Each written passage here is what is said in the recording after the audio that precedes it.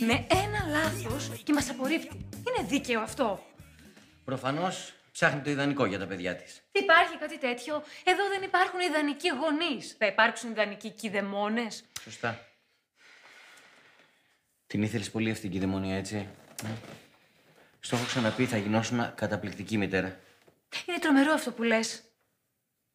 Ξέρεις πολύ καλά ότι δεν θέλω παιδιά. Ελπίζω να μην το έχεις μετανιώσει και θέλεις εσύ. Αγάπη μου, ξέρουμε πολύ καλά και οι δύο πως τα παιδιά είναι δέσμευση. Στα πάντα. Σκέψου, ας πούμε, να κάναμε αυτό. Ή αυτό. Να το είχαμε προχωρήσει παραπάνω.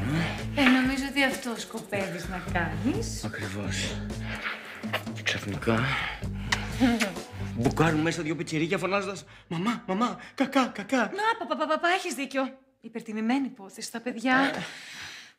Πού είχαμε μείνει, δεν ξεχνιόμαστε.